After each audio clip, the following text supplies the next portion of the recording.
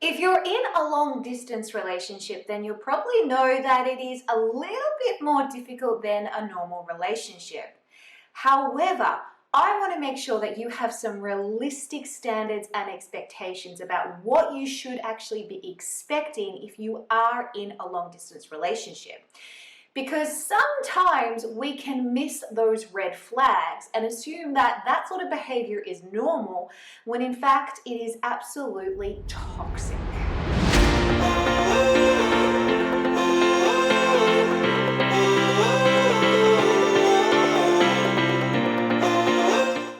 Hey everyone, welcome back to my channel. I'm Renee Slansky and I'm a professional dating and relationship coach. And I help women from around the world build incredible, thriving love lives through love education. Now, as somebody who actually did a long distance relationship with my husband for 4.5 years, I know what it's like to be in a relationship with someone where you can't see them all the time. The communication is a little bit more difficult. You're not really sure when you'll see them next and everything else that goes along with being in a long distance relationship. And if you haven't checked out my other videos on long distance relationship, then what I'll do is I'll drop them down below, or you can go and check them out here and here. Now, in this video in particular, I really want to make sure that you are aware of what toxic behavior looks like in a long distance relationship. And what I'm going to do is I'm going to give you 7 signs or 7 red flags to be able to watch for so that you can measure your relationship that you're in now up against them to decide whether or not maybe your long distance relationship actually has become unhealthy. But before I do that, don't forget to subscribe, give me a thumbs up, turn on the notification bell so you don't miss any of my new videos, and drop a thanks Renee down below if this video is going to help you. Okay, red flag number 1, communication is minimal. Now, when you're in a long distance relationship, communication is going to probably be a little bit more difficult anyway, because you're relying on verbal communication, you're relying on texting, calling, videoing, you're not relying on interpersonal communication. Interpersonal communication is where you can be with that person in the same room, share energy, and not necessarily have to say anything. When you're in a long distance relationship, you're going to have things that will interfere with that communication, such as different time zones, or not knowing that person's schedule, or having circumstances get in the way, or just reading things differently from how they'll actually send in, assuming and then not wanting to talk about it. So communication is obviously really vital in a normal relationship, but it's even more so in a long distance relationship, because you need to be able to make sure that you are constantly connecting with each other and expressing and explaining how you feel and your expectations.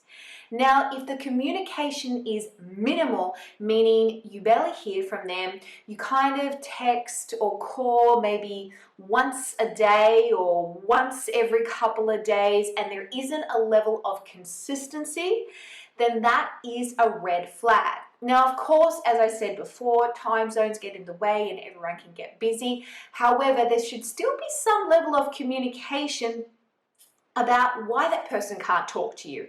If they say, hey, I'm going to bed, I'll message you in the morning, at least they're communicating why they're not getting back to you straight away. You shouldn't be left feeling that you're, striving to get any sort of talk out of them, or that you're constantly walking on eggshells, not knowing when you're going to hear from them next, because they're not able to give you regular, healthy amount of communication in this relationship. Okay, the second red flag is they ghost you whenever they want to. Now, if you're in a long distance relationship, one of the big fears that you'll have is not really knowing what the other person is doing, and that doesn't necessarily help build a lot of trust. And if somebody is constantly in and out, they talk to you for one day, then you don't hear from them for a couple of days, and then they're back talking to you again, essentially what they're doing is ghosting you or zombieing you, which means they die and then they come back to life, they die and they come back to life. This isn't obviously going to build a lot of transparency and trust, and what it's going to do is probably heighten your anxiety because you'll be wondering, why do they feel they can just disappear for a couple of days?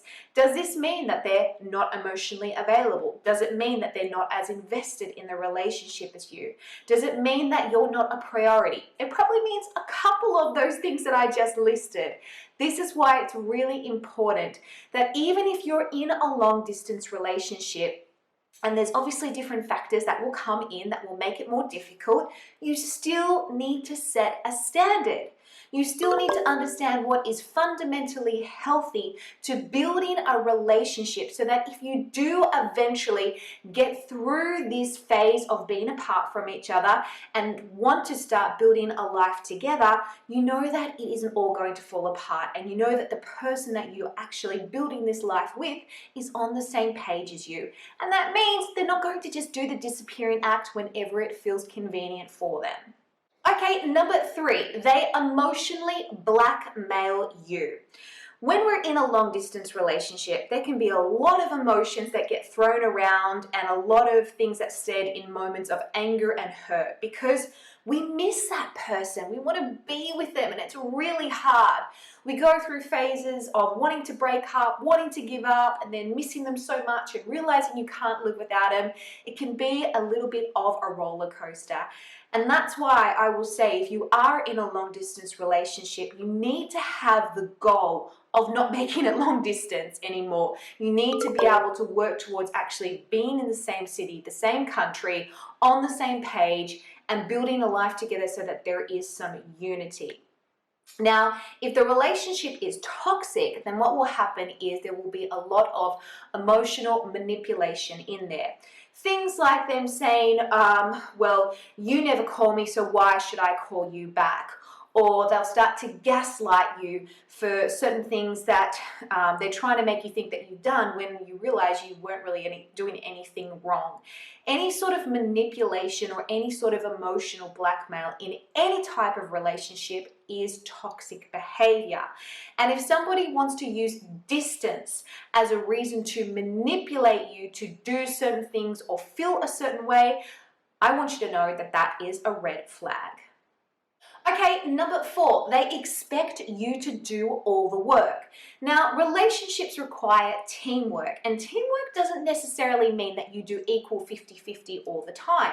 Some person in the relationship at some time might have a greater capacity, so they're able to do more and they carry the other person, and vice versa. However, there should always be a level of some sort of healthy balance and definitely communication during that time.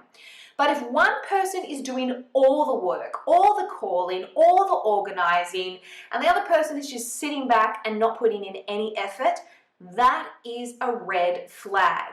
You don't want to start resenting the person or feel like you're constantly chasing them and trying to get any effort out of them if you're the one doing all the work in the first place.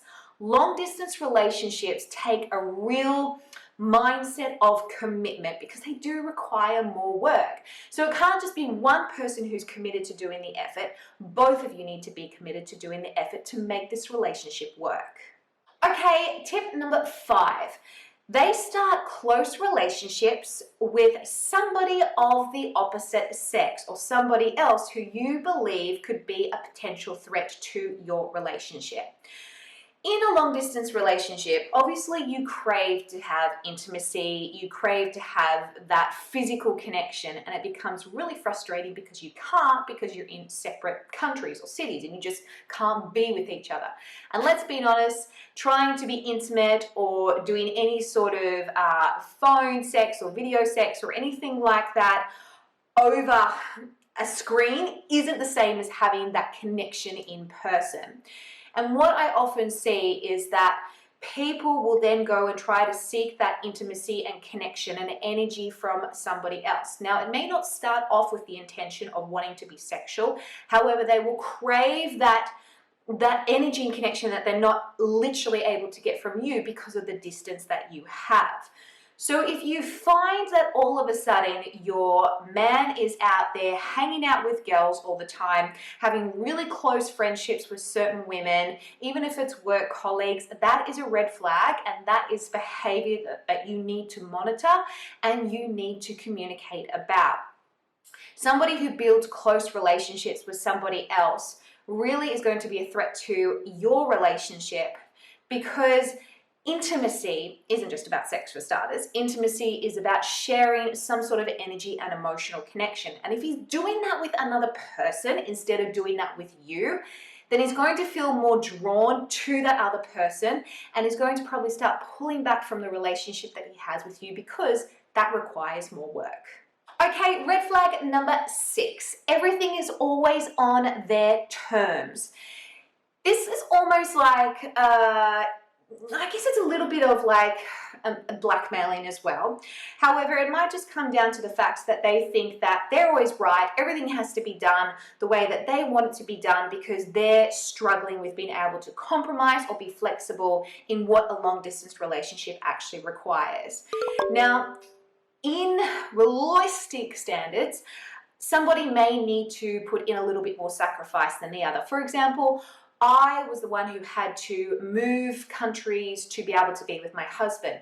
But that wasn't necessarily a bad thing, because I had the flexibility to be able to do that with my work, whereas he wasn't able to do that. Plus, I was able to eventually get my European passport, and it just all became a lot easier. However, if you're in a situation where you're in a long distance relationship and they just want to sit back and make you do all the sacrificing, all the effort, all the work, and basically everything just is about what suits them, where you have to give up your career, your purpose, your friends, your family, that can be incredibly toxic. A great relationship, whether it is normal interperson or whether it is long distance, requires teamwork. It means that both people have to compromise somewhere along the way, and they both have to understand what keeps the other person fulfilled in order to be able to make that relationship healthy and fulfilling for both people involved. Okay, and red flag number 7. They constantly threaten to break up with you. This is pretty toxic behavior. If somebody is constantly saying that they're going to break up with you, and then they're hot, cold, and you never know if you're coming or going, and essentially you're walking on eggshells, or you feel like it's turning into emotional blackmail, that is a sign that that long distance relationship has become toxic. Now, as I mentioned before, you will go through different emotions in a long distance relationship, where you'll miss each other, then you'll find it's really hard, and then you'll find that the love's really strong, and it can be a little bit of a roller coaster. I would totally admit, I have been there. However, somebody constantly threatening you with a breakup to try and get their way or to try and control you is never going to bring you any peace or any progress. And so if you are dating someone and they're using the B word, the breakup word, every 5 seconds, or as soon as stuff gets hard, they start to threaten to break up with you, or if things don't go the way that they think it should go, they threaten to break up with you, I want you to know that that is a red flag and you shouldn't tolerate it.